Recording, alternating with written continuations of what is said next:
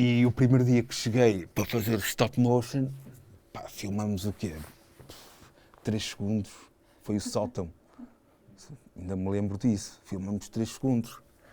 E nessa noite eu dormi mal como ao caraças. Porquê? Porque eu estou habituado a filmar pelo menos 3 minutos. Agora em séries às vezes 15. E ali filmei 3 segundos.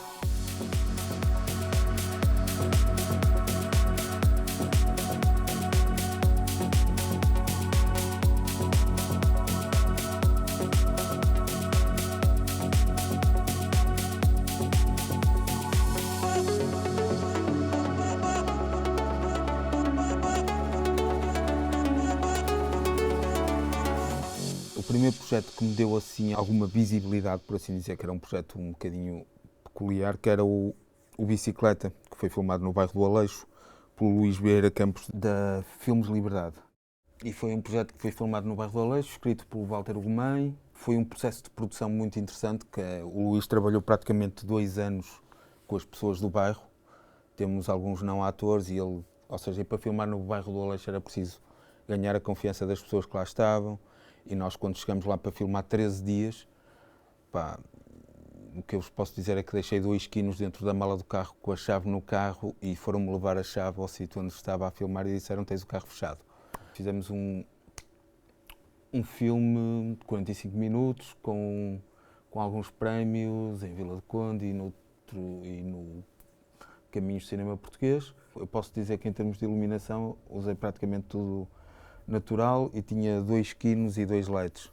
Tinha pouco mais do que isso. Tinha um Fresnel também, uma coisinha, mas foi tudo muito natural. Optamos por não haver candeeiros ligados. Os candeeiros estavam todos apagados. O filme passa-se praticamente todo dia, estava sempre tudo apagado e foi uma decisão que foi tomada, é a única decisão assim estética que eu me lembro que foi assim tomada mesmo à partida, que é candeeiros estão sempre apagados, ninguém gasta dinheiro em luz. Tudo muito de contras, muito de justificação de janelas, sempre justificar, procurar luzes, sempre janelas e muito pouca coisa dentro.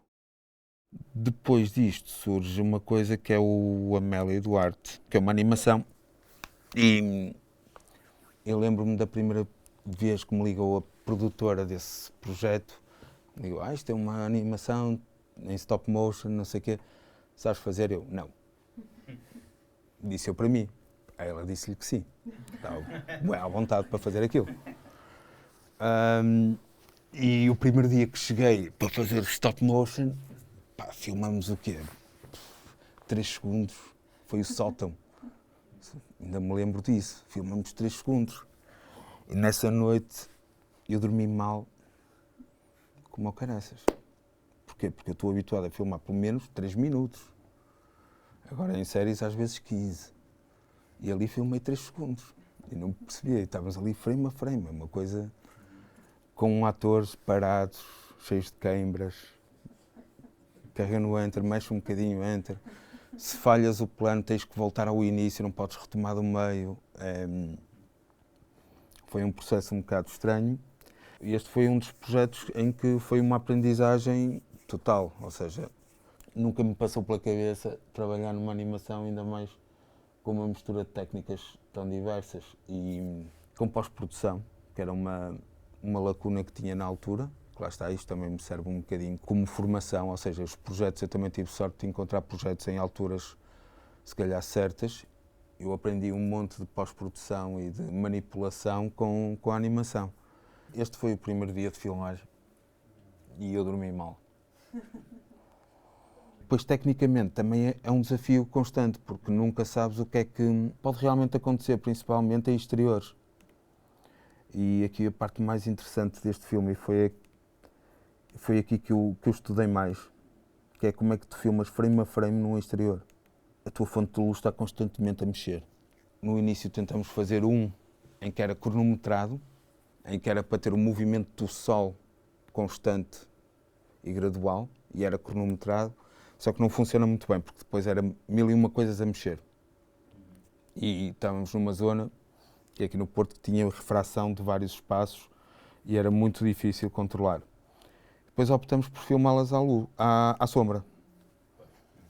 Fazemos o sol saltar, filmamos uma rua à sombra, outra rua à sombra, o encontro à sombra e o sol, o movimento do sol é completamente, não é anulado, mas sente-se muito menos. Nota-se essencialmente no lado da reflexão. Aqui temos o sol a bater porque o sol está deste lado a bater naquela fachada e está aqui a representação do sol. E quando vamos para o próximo, se olharem para aqui, estas estão em sombra e agora mudou. Isto foi com uma 7D, uma Sigma 1835 e a câmera estava ligada a um software que é o Dragon Frame para trabalhar em stop motion e pixelação e outras coisas possivelmente que deve fazer que eu não sei. E lá está. E era em que aí temos a possibilidade de comparar frames, ver o frame anterior, sobrepô-los, ter camadas para comparar movimentos. Depois é o Longe, e é de 2016 já. Foi um filme muito baixo orçamento, produzido pela Optec, pela Bazar de Vídeo Optec, em que o desafio era uma personagem que vem de longe visitar a filha que não vê desde pequena. Uma pessoa que chega a Lisboa por estes caminhos e que depois volta outra vez para o mesmo sítio. O filme chama-se Longe. Eu na altura tinha uma GH5 com um sensor micro 4/3 para filmar e eu pensei, não tinha primeiro assistente, não tinha gaffer, era só eu e a câmara, o realizador, um diretor de som e um assistente de realização. E o ator, praticamente cabíamos todos num carro, o material cabíamos todos num carro, tudo bem, e eu pensei, assim, se tenho uma câmera micro 4/3, vou filmar isto tudo a f22, assim, não tenho eu que focar e a justificação é o filme chama-se Longe, ou seja, vejo até longe. Pronto, e foi esta a decisão. E o filme funcionou bem, teve no Festival de Lucar, no mesmo fórum de competição e não sei o quê, e funciona bem, tem características próprias, são muito de contemplação, muito de caminho. Não é um desafio técnico, por assim dizer, mas é uma experiência estética, pronto, em que pensas outras coisas, com o realizador trabalhas noutro ritmo também. Com estas características foi bastante tempo, tivemos bastante tempo. Eu penso que tivemos 8, 9 dias, se não me engano. Podíamos fazer este filme em 4 dias, mas aí tinhas que ter uma equipa que era para aí o triplo ou o quádruplo e perdias o tempo de repetição, possivelmente. Ias ter que fazer 2, 3 takes, não ias poder fazer 6, 7, 8. E foi uma opção, ou seja, filmar com uma câmera pior às vezes é preferível se conseguires ter um primeiro assistente e um segundo assistente. Não te adianta ter uma Alexa, uma mini LF, se depois só tens um assistente, ou seja, não...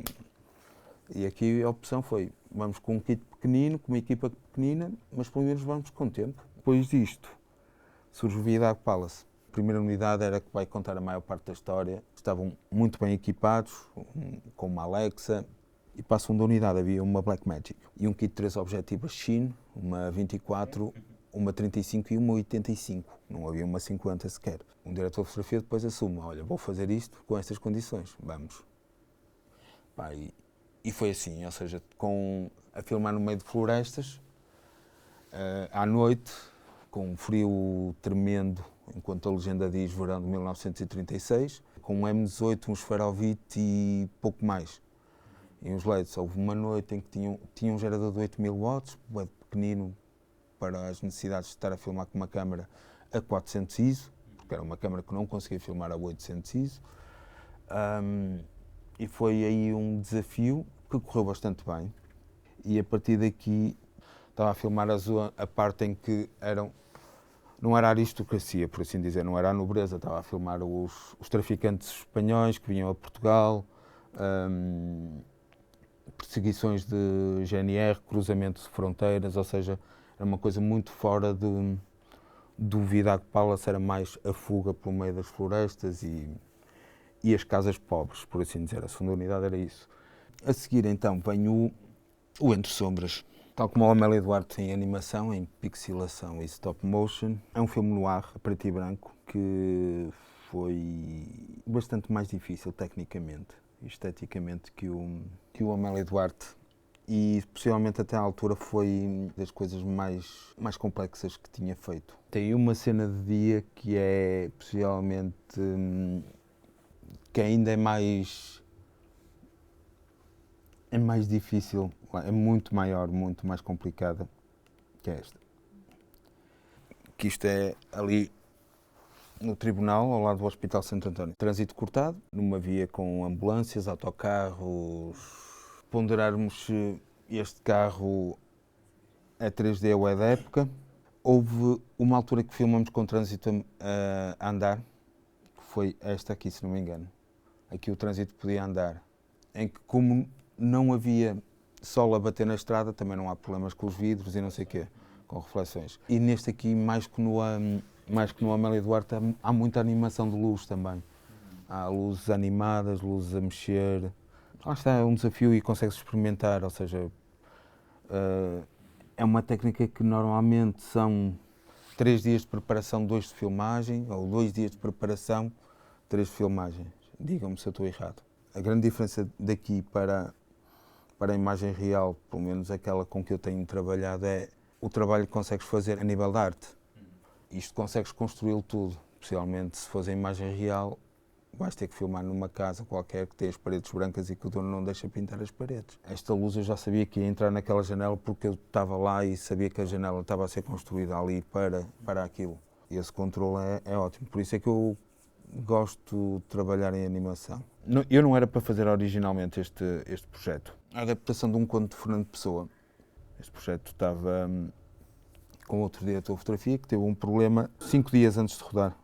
Então o Luís falou comigo para fazer Na Boca do Inferno, que é essencialmente um policial de Fernando Pessoa, o único policial que acho que o Fernando Pessoa escreveu, que é sobre o Aleister Crowley, e em que o Luís resolveu ir para dentro do Mosteiro de São Bento da Vitória e fazer todos os cenários ali dentro, passando pelo Terreiro do Paço, até ao café, que é o Martinho, até o café, paredes amovíveis, cenários a mexer, tudo dentro do Convento de São Bento da Vitória, com alguns cenários a remeter para o teatro e alguma coisa de teatralidade, exteriores.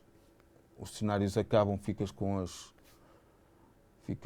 o cenário vazio, ou seja, um jogo visual bastante interessante. Lá está, jogar com o tempo e com o espaço de forma criativa, em que alguma coisa aparece de fundo e temos uma recriação, é quase um teatro filmado, mas filmado com uma linguagem cinematográfica. Depois tem Os Conselhos da Noite, é um filme, lá está, com um realizador que tem uma perspectiva de autor, ou seja, plano muito longo, contemplativo, que deu perfeitamente para filmar, não foi um caos, com muito pouco dinheiro. E era filmado praticamente toda a noite, e em termos visuais, eu optei por filmar com uma A7S, para ter ISOs altíssimos à noite e para não ter que iluminar a cidade de Braga, porque não tínhamos autorização para cortar luz, estávamos muito limitados, e essencialmente era sobre uma personagem que voltava a Braga para morrer de cancro, que é sempre uma boa história para contar. E o que eu optei por fazer, como se chama Conselhos da Noite, e ele era um notívago por natureza, optei por fazer as noites amarelas, laranjas, quase fogo, quase inferno, quentes, bem saturadas, e os dias mais frios. Optei por, em vez de fazer as noites azuis e os dias quentinhos, optei por ir para o contrário. E estou bastante satisfeito dentro do que tinha para fazer. Às vezes os processos criativos entram em recalcamento, literalmente. E este não entra propriamente, mas foi uma coisa que é, quando o Pedro me disse, olha, vamos filmar com um ator para o meio da Ria de Aveiro, temos que ir de barco, temos que filmar só quando a maré estiver vazia para ele andar em cima do lodo. Eu disse assim, pá, eu não posso levar equipamento nenhum, não posso levar equipa nenhum, nem gerador, esquece. Ou seja, vou eu, câmara, também filmamos aqui no estúdio, e vamos com uma equipa o mais reduzida possível. E como eu não podia iluminar, tentei convencer o Pedro a filmar tudo em contraluz. Tudo. Ele não me deixou. mas filmei para aí 80% em contraluz. Isto é tudo contra luz, luz lateral, tudo contra luz, luz lateral. Tínhamos essa abertura, tínhamos o cenário que nos permitia isto, não tínhamos casas, não tínhamos paredes, não tínhamos obstáculos, podíamos jogar com isso a nosso favor. E que fazia sentido dramaticamente também para a história. E essa foi a decisão, lá está. São decisões que são tomadas pelas necessidades de produção. São as necessidades de produção que te levam a tomar algumas decisões estéticas. Se aqui estivéssemos a falar que se tivéssemos gerador, uma equipa de 80 pessoas, primeiro não fazias isto neste tempo. Tinhas que fazer não ia se tornar mais rápido. Se filmasses com uma equipa de 80 pessoas aqui, ia tornar o processo mais lento até. Ou seja, por isso foi uma decisão que tomamos e filmar assim, e foi uma boa decisão porque conseguimos ter agilidade e acho que o resultado vai ficar bem bonito. Foi tudo muito claro. Filmamos noites de dia não, a esperar por aquele momento para isto acontecer. E o Pedro deixa-me fazer uma coisa que para mim é espetacular, que é ir sem medo à escuridão, na boa. Isto é aqui o estúdio. Isto é aqui o estúdio. Quando o projeto me foi apresentado, o guião é extremamente interessante, ou era extremamente interessante, depois teve que ser cortado porque era gigante. Estamos a falar de uma série que passa 50 anos narrativos, ou seja, começa em 1958 e acaba em 1990. Havia uma coisa que era importantíssima para o Cuba Libre, era o Cuba Libre tinha que ser vendido internacionalmente. Então fomos procurar como é que se estava a fazer este tipo de produto também um bocadinho fora. Em termos visuais, é claramente um produto comercial. Isto por necessidades de produção. Nós estamos a ver uma cópia em REC 709, mas temos uma cópia em HDR. Gastou-se dinheiro, temos uma cópia em HDR que vai ser transmitida mais à frente. Ou seja, é um produto que é pensado para exportar. É um guião extremamente difícil, são 50 anos em 6 episódios, e depois há as condições de produção que não são espetaculares. Fazeres uma série de época com o orçamento disto, que é bastante bom para Portugal, o orçamento é bastante bom. Não filmamos com a melhor câmara do mercado, não filmamos com os melhores objetivos do mercado, não levávamos gerador, filmamos tudo com LEDs, tirando 2 cenas, o resto foi tudo com LEDs. Nisso acho que o Henrique fez um trabalho que é muito raro acontecer, que é o Henrique às vezes conseguia pôr o produtor acima do realizador. E sabia perfeitamente as limitações que tinha para fazer a série. Muito dificilmente filmávamos com 2 câmaras ao mesmo tempo. Foi uma câmara sempre montada em gimbal e outra para tripés e sliders. Pronto. Tens que saber, ponto 1, comunicar. Comunicar com respeito. Acima de tudo isso. Tens que ter paciência. E, mais importante de tudo, não deixares que ninguém perceba que estás em pânico. E honestidade. Honestidade intelectual, honestidade emocional. Falares com as pessoas com respeito é meio caminho para gerir uma equipa. E seja a equipa de 40 pessoas ou de 5 pessoas. Se tu respeitares as pessoas, se fores educado, se tiveres consciência, lá está, das dificuldades que todos estamos a ter e que todos estamos a passar, em que não há ninguém melhor ou pior, e correu lindamente. Foi a melhor equipa de câmara que eu tive, foi no Cuba Libre. Isso não tenho problema nenhuma de dizer. Eu era operador, tinha o operador de gimbal, tinha 2 primeiros assistentes, um segundo assistente, um video assist e tinha um DIT. A Komodo foi uma escolha porque precisava de uma câmara que estivesse rapidamente num gimbal e pudesse sair rapidamente de um gimbal, que fosse leve, porque tínhamos várias deslocações e tínhamos dias em que estávamos a mudar de decors rapidamente. Precisava de uma câmara que eu chegasse a um sítio e tivesse em 10 minutos tivesse a câmara pronta. E daí foi a escolha da Komodo. E depois lá está, a Komodo dá-nos uma garantia que é uma câmara aprovada pelas plataformas e podemos fazê-la em HDR. Ou seja, e era a câmara que naquele momento mais garantias me dava em termos de agilidade. Tem uma coisa que é um risco do caraças, que tem bué de exteriores. Para uma série de época fazeres isto, tu estás no centro de Lisboa, tens bué de exteriores, estás em Cádiz, a fazer Havana, tens bué de exteriores. É um risco do caraças. Este foi possivelmente a casa do Silva Paz, foi o cenário em que se gastou mais dinheiro, porque eram 9 dias de rodagem. Se depois, mais à frente, vocês vamos ver a casa da Annie, que é a casa de Cuba dela, em que não há tanto trabalho de intervenção, porque em verdade é um dia de rodagem. São 9 dias de rodagens, a produção não se vai importar de investir dinheiro naquele cenário. Um dia de rodagem, tens uma parede branca, que ele vai entrar 2 minutos ou 3 minutos na tua série de 6 horas, por isso tens que abrir mão disso. Aqui funcionou um bocadinho por o não quero, ou seja, Cuba não ser um sítio extremamente quente. Aquela imagem que há normalmente do Caribe e não sei o quê, não queria que fosse completamente amarela, aquele calor e não sei o quê, quis que a série toda fosse uma mistura de cores. E que Portugal é um pouco mais frio, muito pouco, mas é mais frio, e é uma decisão já de temperatura de cor, já bem na câmara e já estava ali definido. E entra um bocadinho nessa lógica, ou seja, o pai tem o gabinete que é mais escuro, mais contrastado, anda sempre de preto, não sei o quê, ela anda de vermelho, de azul, anda de carros descapotáveis e não sei o quê. As coisas compõem-se elas por elas, a diferença espacial, ou seja, não queria estar aqui a dizer Cuba parece o México e Lisboa parece a Rússia. Não me interessava nada disso, ou seja, foi ir muito contra aquilo que se tem feito. No Água Seca, na primeira temporada foi FS7 com Cook S4, FS7. E na segunda temporada foi Alexa Mini com as Leica Summicron, se não me engano também. São as mesmas objetivas do... Sim.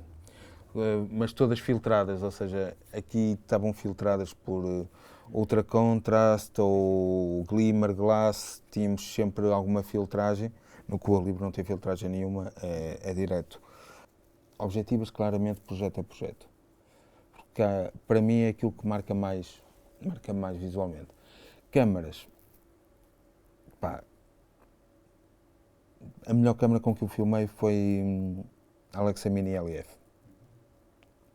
Mas aí já te limita uma coisa, que é o facto de ser full frame, já te limita na escolha de objetivas. Pode-te limitar a escolha de objetivas. Por isso, é uma câmara para determinados projetos. Para determinados looks de objetivo e não sei o quê. A Alexa Mini é sempre a primeira escolha. Se me perguntares um projeto sem eu saber nada, a primeira câmara que eu vou dizer é a Alexa Mini. Para mim, quando há técnica a mais, e já vi filmes, por exemplo, estávamos agora a falar o Revenant, do Iñárritu. Vi demasiada técnica e dramatismo vi muito pouco. Mas outras pessoas podem ver isso, podem ver ao contrário, podem não ver técnica nenhuma e ver ali completamente dramatismo. Mas a minha perspectiva é ser uma coisa muito mais... Pá, menos técnico, não estou a pensar... Daí que não penso na câmara, não me interessa propriamente se vou fazer o filme com uma GAN, com um telemóvel ou com... Vamos arranjar uma maneira de o contar. Tens que contar. Ou seja, ler um livro ler um livro é diferente do que ler num PDF, é verdade. Mas se for um bom livro, passa a mensagem na mesma.